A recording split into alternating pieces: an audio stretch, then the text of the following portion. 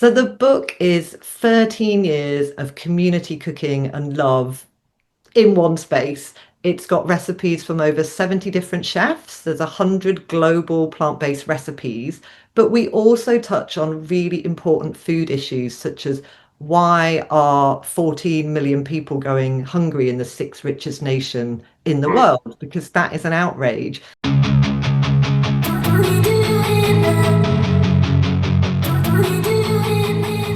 Welcome to Big Time Sustainability.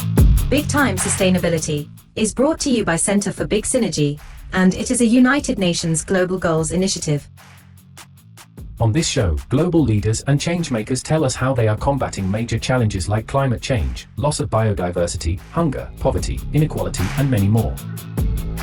Big Time Sustainability aims to inspire all of us to follow these leaders and act with urgency to create a more sustainable world.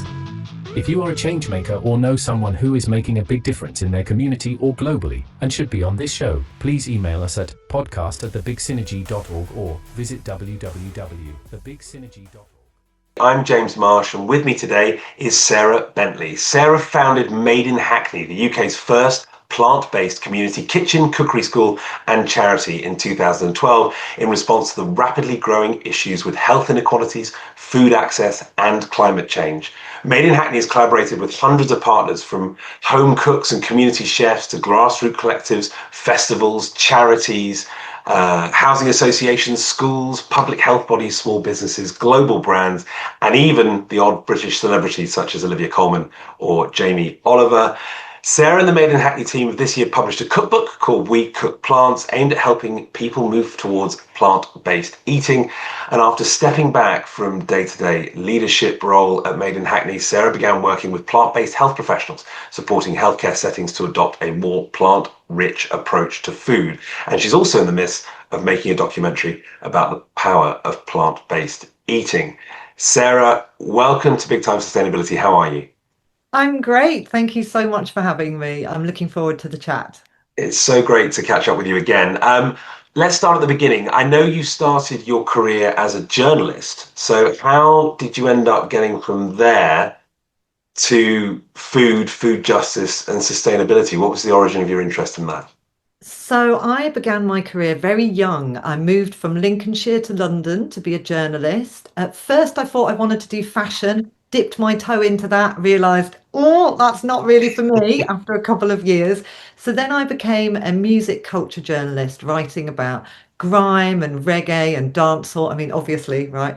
And these kind of grassroots, mainly black music cultures. Hmm. And what I loved about that was the social context, was these were often like rebel music, protest music, music with a social justice thread that ran between them.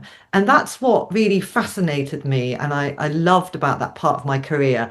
You only write about music generally for so long. There's only so many years you can spend in a nightclub pinned to a sound system. So, I mean, I did good innings, about 10 years of that. So then I started writing more about social justice more broadly for some broadsheet newspapers, the World Service, things that took my fancy and that made me feel inspired. So I'd write about ecology, or I'd write about protest movements, or, whatever that I thought was meaningful and could create change. But after sort of 15 years of writing, you start to wonder, what kind of impact is my work having? Is it changing hearts and minds? Is it actually making change? And I wasn't sure it was making enough change for me to be satisfied with. So then I got into community food growing, and that really lit a fire in me. And I was like, I love this. This speaks to my heart, it speaks to my heritage. My mom was an incredible food grower, an incredible cook. And so my career at that point pivoted to food. But there was, with any career change, there's a moment where you're doing both. You're doing the journalism, you're doing the food, and you're juggling it all. But then at some point it switched, and Made in Hackney became my full-time occupation. But yeah, it was a sort of a ramp down from journalism into the community food growing and the community cooking world. And that was around 2012, right? So looking, Was. yeah, so looking back, what were some of the early challenges for Made in Hackney, raising money for a charity that's focused on plant-based food, getting people to see food as a positive social and environmental change mechanism. What were the early challenges with that? So I'm gonna go back a few steps if you don't mind. So when I was Sure. a journalist, I interviewed someone called Vandana Shiva, who many Okay. people will know is an incredible academic, Mm, food justice protest leader in India. And I had a conversation with her as a journalist, and that's what really tipped me into this is my purpose, this is what I should be doing. And so after that, the opportunity to participate on a funding bid for a local food project came up. People said, "You're a writer, you can participate in this, you can help."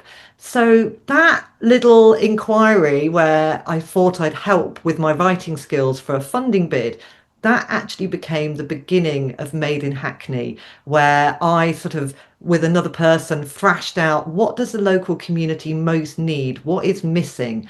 And at that time, there was a big boom in community gardens funded by an organisation called Capital Growth, but there wasn't a similar boom in community kitchens. And to mm, me, the two went hand in hand. Like mm, one was the growing and one was the cooking and the preparation. And there didn't seem to be that energy, that funding, that uplift in community kitchens. So I thought, aha, that's the gap. That's where we can have the most impact and the traction. So we turned a tiny basement in the bottom of a health food shop into Made in Hackney. And what was so great about Made in Hackney, some people get involved because it's a nice community project. That's how they see it. It's food, it's community. But actually, for me, it was a deep act of resistance where you're resisting the corporate control of the food system, which is basically harmful to the planet and mhm, harmful to our health. And you're using the skills that exist in communities and you're spotlighting them to help build food resilience, bring diverse communities together, and also be promoting food that's nourishing and good for the health. Because it's not a coincidence that the more lower income people in society suffer the most from health inequalities. So the project was about addressing all of those things. And then back in 2012, the irony was not lost on me that the food that's best for our bodies as humans is also the food that's best for the planet. And that is a plant-rich, ideally organic, if we can afford it or access it, plant-based diet. And if mm, you want to add a few animal products to that, that's your personal choice. But the predominant basis of everyone's diet should be plant-rich organic food. And that's what's best for the soil, for the oceans, but it's also best for our body. And I found that really beautiful. Thankfully, people are talking about that connection now. But back mm, in 2012, they really weren't. We had environmental projects, we had health projects, but rarely the two met together. So you'd have projects about community health, but they were using loads of sugar and plastic and non-organic food. And, just it wasn't joined up in the way that I could see how it was all joined up. So Made in Hackney was very much about doing that. And it resonated with people straight away. People got it, people understood it, and it really spoke to people's hearts. So it started out really, really small. And then boom, it just grew. The classes were always busy. We did stuff all over London. It was successful from the get-go. I think Was you there asked a, a I was question going to about say, was challenges. there a pivotal moment within that where you suddenly went, this is going to work? Was there a moment where it really cemented your belief in the power of community cooking, plant-based eating, and that synergy that you talk about? Yes. So in the run up to launching, we did a huge kitchen build, which was an absolute disaster. Everything that went wrong went wrong. The builder left without finishing. It was terrible. And then the first few people I employed to work on the project, all of them left within a few weeks of joining. Not because of, it was like, is it me? Is it me? But someone had a Not wasn't your management style. experience. There was, but you start to think, is it me? But then thankfully, after that initial hurdles, from the very first class, I thought, this works. And the first two classes, we had a preserving and jam class, which sounds very twee, doesn't it? Yeah. But that room was such a diverse mix of people, Mm, ages, ethnicities, income brackets, etc. And everyone had 2.5 hours together to bond, to connect, to share. And I could see this is very unusual. There's not mm, many places left where people of such disparate backgrounds get to spend quality time I was together. going to say, and that is very much for those that don't know or don't know London. That's Hackney as well, isn't it? Hackney Yeah. is that very diverse, very disparate community. But we urgently need these spaces to come together and get to know each other. Otherwise, it's very easy for things like the far right movement, which we're seeing now, to fan the flames of hatred and othering because people haven't had a chance to connect and get to know each other on a sort of human to human level. So from that first class, I just could see this is magic. Like after the class, people were swapping numbers and, making friends. You would never imagine teaming up outside of that class. The other class we did was with a group of Irish elders who all had health challenges. Right. And they came to this class and they all ate a lot of meat. They all said they did. So it's like, oh, how are they going to Yeah. respond to this? But because the teacher leading the session was so joyful and inclusive, and the whole event felt so celebratory and sharing, they were open to the food and they all said, oh, I wouldn't have tried this, or I wouldn't have eaten this, or I would do this. But they really enjoyed it. They loved it. And they came back because we do 6-week courses. They came back week after week after week. And by the end of it, they were like, I think I eat differently now. Like Mm. I want to eat more vegetables. I'm eating more whole grains. We saw some of them down the farmers market getting organic food. It really changed them. And I thought, this works. This works on so many levels, but it works. And fast forward to today, you have just published a book with the Made in Hackney community called We Cook Plants. Tell me about the book. Tell me about what inspired the book. So the book is 13 years of community cooking and love in one space. It's got recipes from over 70 different chefs. There's 100 global plant-based recipes, but we also touch on really important food issues such as why are 14 million people going hungry in the sixth richest nation in the Mm. world? Because that is an outrage. So we dig into issues like that. We look at things like regenerative farming versus organic farming, and we discuss that. We discuss things like appropriation versus appreciation in food. And so, Mm. alongside the recipes, you get all these juicy discussion points about food issues. And I've not really seen that in a recipe book I was before. going to say, it's fair to say it's a little bit more than a cookbook, isn't it? I've got a quote from the synopsis here, which says, become a better global citizen by understanding the bigger picture around our broken food system, what's really causing hunger, how to decolonialize the food system, and the difference between culinary appropriation and appreciation. This is a lot more than just a cookbook, isn't it? This is about your worldview of food as well. It's a food justice call to arms disguised as a glamorous plant-based cookbook.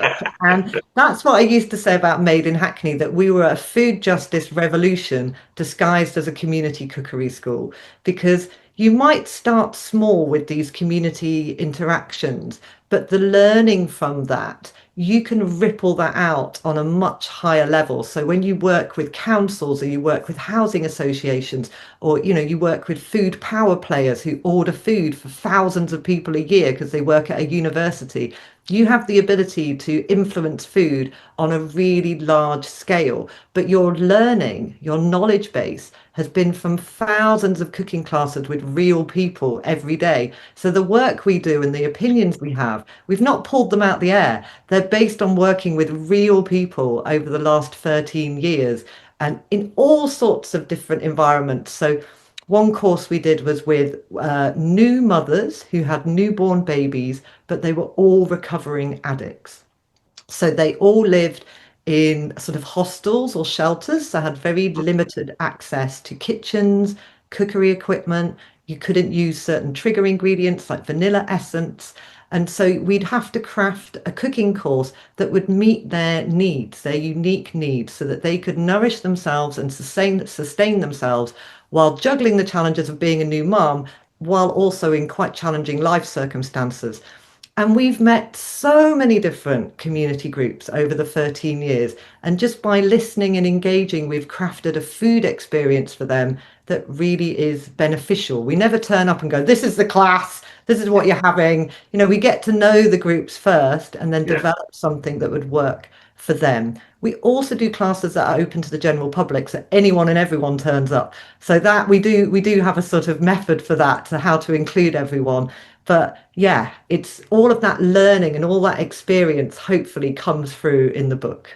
And this hasn't been restricted to London. I know during COVID you went global, right? You were doing classes from all over the world. Yeah, so during COVID, we did online classes, as many people did. So we had hundreds of people from around the world join those. But we also have a global program called Global Plant Kitchens.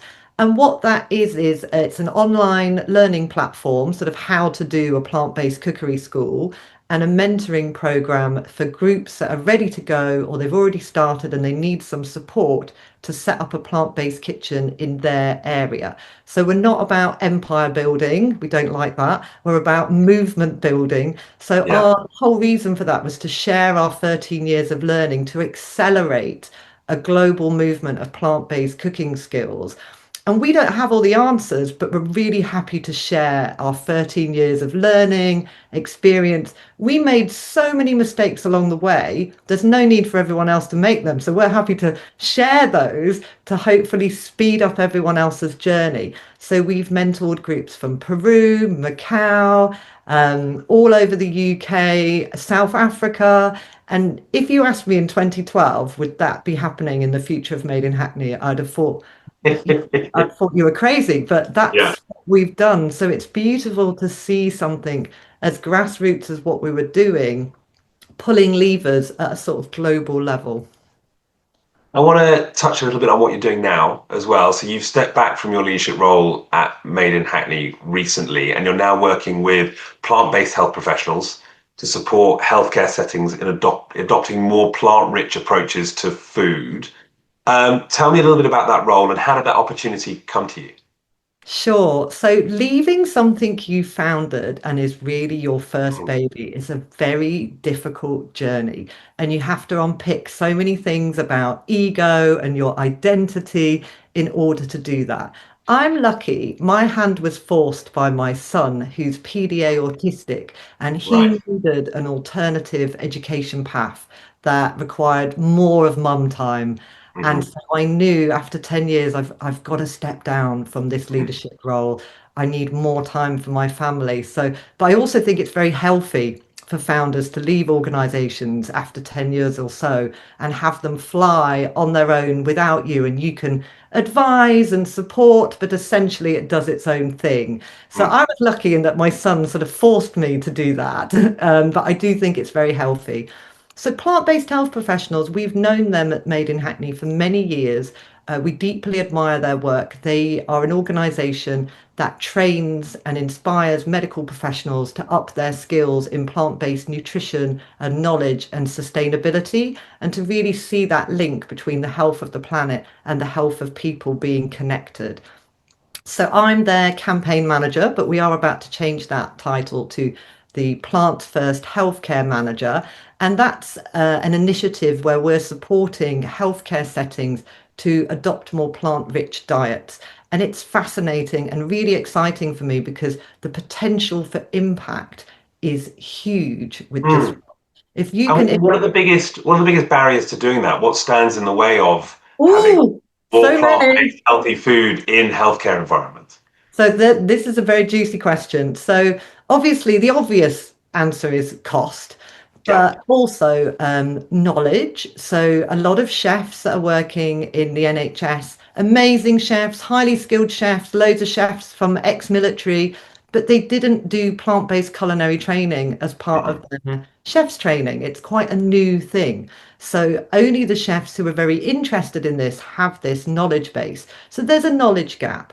Also the dietitians, who obviously it's really important that the food they sign off in hospitals is meeting people's nutritional requirements. Many dietitians, when surveyed, say they understand the benefits of plant rich, but they don't feel confident that they have the skills and the knowledge in their training set to offer it in a way that feels like they're meeting the standards of their profession. So again, there's a gap. There's a gap in knowledge, there's a gap in confidence. And in training as well, by the And sound of in it. training, absolutely. But then also, and this, I believe this is the biggest challenge. personal perception, personal bias, and local food cultures being very meat and dairy heavy, and Mhm. how triggering it is when anyone suggests this might need to change or evolve. So you have to be very sensitive to local food cultures, to what people currently eat, and make the journey to plant rich exciting, inclusive, delicious, and not feel like something people need to be afraid of. So we're not asking for 100% plant-rich menus. We're asking for an increase in plants, both for the health of people, to lower costs within the NHS, but also for the health of the planet. But the way you go about doing this, you have to be very diplomatic and you have to get people on board, because actually personal bias is one of the biggest barriers still. You'd hope in the medical world it would all be evidence based, right? No, you're dealing with personal preference, personal biases, just the same as you are in any other profession. So it's really exciting work, and I'm really looking forward to seeing us make progress in 2026. Are there any success stories already or promising pilots that you've been doing where you've changed a healthcare institution and introduced something a bit different? So one of our partners is Greener by Default, and they've done a pilot with the Royal Orthopaedic Hospital in their staff canteen. Hmm. And how that ran is you look at the baseline of how much plant-rich food offerings exist now, and what can we increase it to in a way where people don't really notice or they embrace it. So I think they took it from about 35% plant-rich to 50%, so a 15% increase. And Okay. that's where they're at now, and it's been received really well. The staff enjoy it, there's no complaints. And they've done this by not only increasing the amount of options, but they do things like 50-50 ratios, where half the meal is beans and half the meal is still meat for the people that Yeah. still eat meat. So you've reduced that meat consumption by adding the beans, but people are still getting a meat-based dish.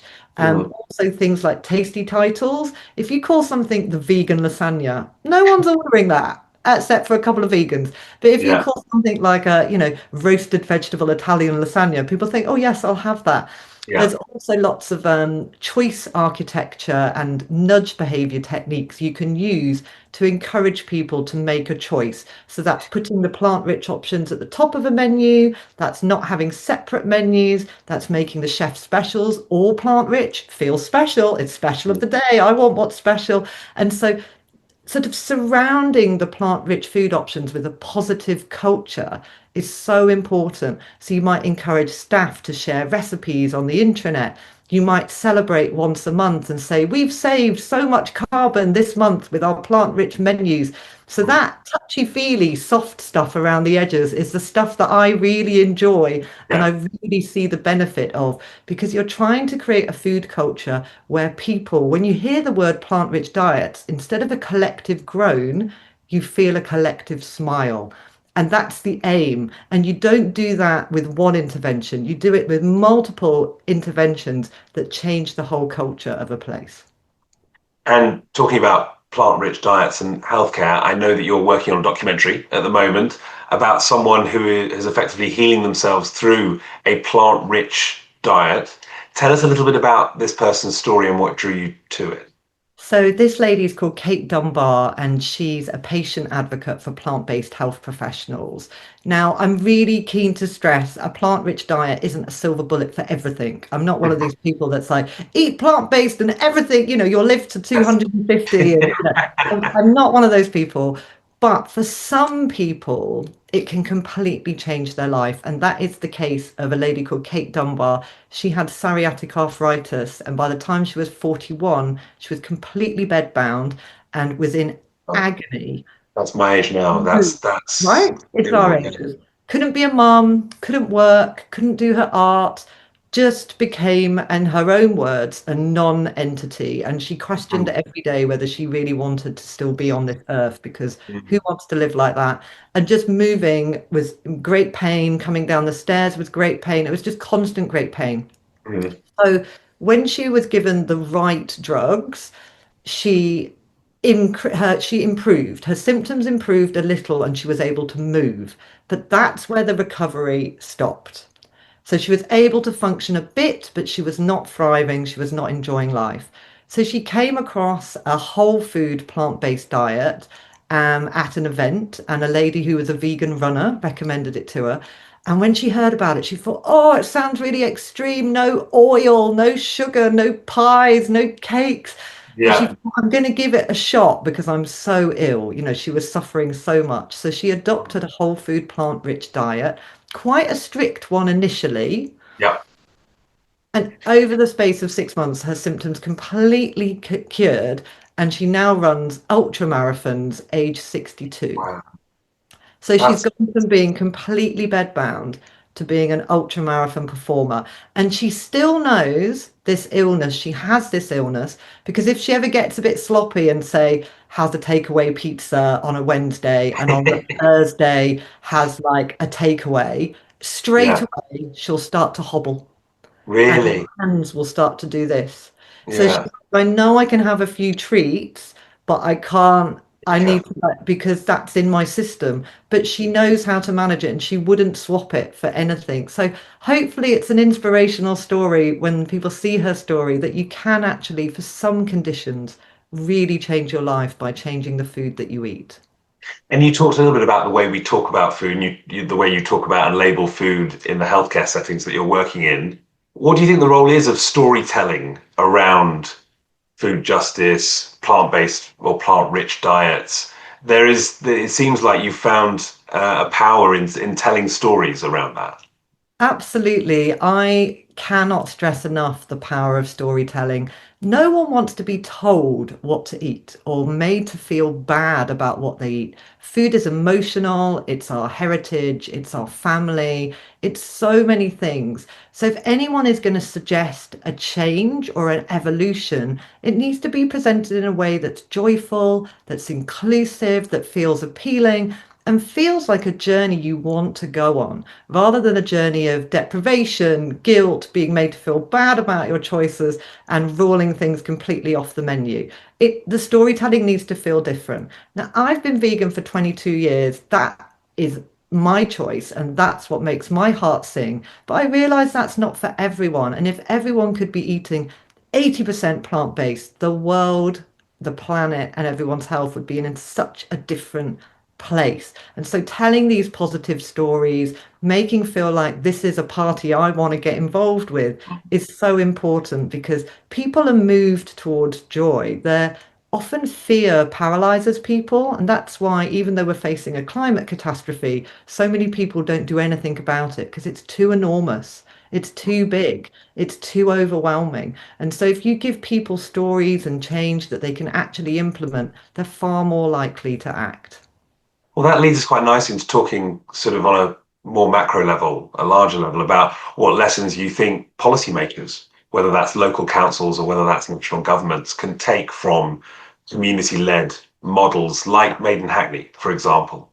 Are there some things there that you'd like to see on a local and regional and national level?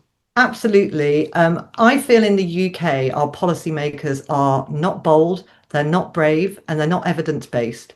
I actually Mm, feel completely let down by the governments of the last 30 years in the UK. If you look to somewhere like Denmark, they've been really bold with promoting, they have a plant-based food action plan. They have an entire nationwide strategy for increasing the uptake of whole foods. And that strategy is interlinked with a strategy for an uptake in organic foods. I mean, mm, win, win, win, win, win for people, win for planet. It's just win. They didn't get bogged down in culture wars and worrying what national newspapers would say. Oh, you're taking yeah. away our meat. They just said, this is the evidence. It's very clear. This is what we need to do. And guess what? We're going to do it. And Mm. so in the UK, we need to be much braver, much bolder. Like Made in Hackney, if someone had said to us, if you do vegan food, no one will come. You won't be a success. It won't be inclusive. We've proved that's completely wrong. Even though we did plant-based food, because everything else was so appealing, Mm. people came, people embraced it, and people accepted it. Mm. So decision makers need to be brave. They need to go with the evidence, and they need to not be swayed by toxic rhetoric in certain sections of the media. And what do you think are the untapped areas of collaboration between community, business, government to help each other evolve to be more sustainable? And I mean, you've touched on some of those already. What are the barriers? What are to those collaborations that you see as well? I think so. Currently in the UK, they're doing a lot of consultations on the food strategy, and it's Hmm. really great that we are going to have a food strategy in the UK. How much they implement it and how much teeth it has remains to be seen. And they are engaging with lots of civil society groups and NGOs, but it's very much those organisations are not necessarily as grassroots as they could be. And I think in the UK, we really need to do more things like people's assemblies, people's shops, where you gather people from different walks of society and actually hear what they think and what's affecting them. Because that sort of direct communication with your constituents and with your population, it's not difficult to nurture, it's not difficult to build. And yet we don't really see that anymore. So I think engagement with very grassroots community groups would be of great benefit. And if you don't do that, I think you're really missing a trick because you'll end up with policy and mechanisms that work for some people, but other groups won't be included. And when you actually include the most marginalized groups, generally any measures you implement for them always benefit everyone. They're always to the benefit of all. When you meet everyone's needs, it's good for all. So that's what I really think they should be doing. They should be better at getting in touch with grassroots groups to really finding out what they think and what they need, skimming past the NGOs and going a bit deeper. Hmm. And how do you see the next decade for you and your work? What is that? Where does that is that the kind of direction you'd like to take it in yourself? So, obviously, with plant-based health professionals, I want us to be able to have worked in every single hospital in the UK and for there Yeah. to be a warm, fuzzy feeling around plant-rich diets in the way that we managed to create that at Made in Hackney. Like, we worked with 500,000 people at Made in Hackney who all left with a more positive feeling around plant-rich diets. So, I want to achieve the same thing within the NHS. As a storyteller and a change maker, I'm all about how can I relay something in a way that people are going to understand and be excited? So I think my next book might actually be about explaining the political landscape in the UK. So that's my because so many Wow. people don't Just the one understand book. it. Yeah, just the one book. Because so many young people, so many people don't engage with it. It's like it's Yeah. been made deliberately impenetrable, Yeah. deliberately elitist that most of us shy away from it or feel stupid. We feel stupid that we don't understand the terms, the phrase, and the system. We shouldn't feel stupid. So my next book, I think, will be a book that's humorous and joyful and engaging that explains our political system. Words like gerrymongering and, lose the whip. I mean, what are we talking about? So I think that might be my And next project along with the plant-rich diets. Plant-rich brilliant. diets will always be a passion, but I think my next book is going to be about that. Well, I will look forward to reading it.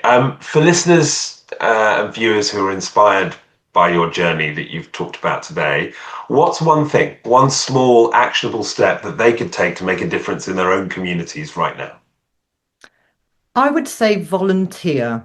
I know people say that, but just do it. Look up whether it's a food bank, a community cafe, whatever it is, get stuck in and volunteer, even if it's once a week, once a month, but it will light a piece of your heart that you didn't know existed. And I know we're all really busy, we're juggling work, we're juggling family, but maybe you could volunteer as a whole family because the joy it will give you and the empathy it will give you, you can't get from anything else. So volunteer and also up your intake of plants, obviously.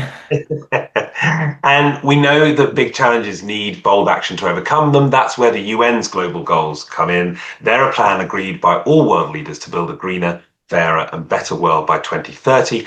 And we all have a role in achieving that. What are your plans for the future, Sarah, as we race towards 2030? And how do you think we can all act together to meet the UN's global goals? Oh, what a question. That's also why I want to do this book, because I think without political engagement, we're not Mm. going to actually get the pace of change that we need. We currently have a political system where people are so terrified of losing power, it makes them unafraid of actually taking the bold actions we need to take to make change.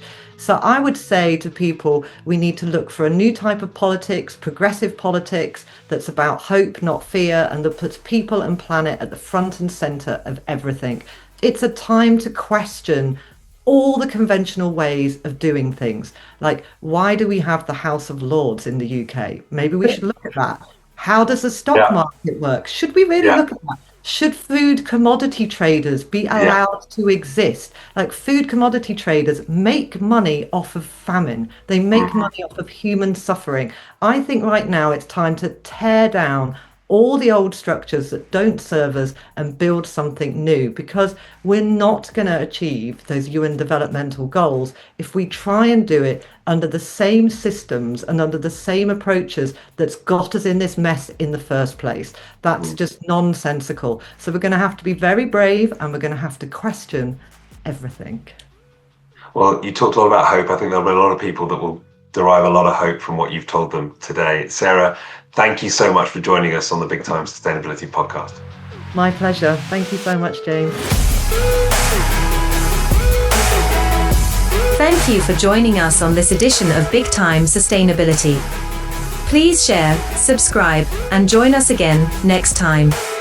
If you are a change maker or know someone who is making a big difference in their community or globally and should be on this show, please email us at podcast@thebigsynergy.org or visit www.thebigsynergy.org.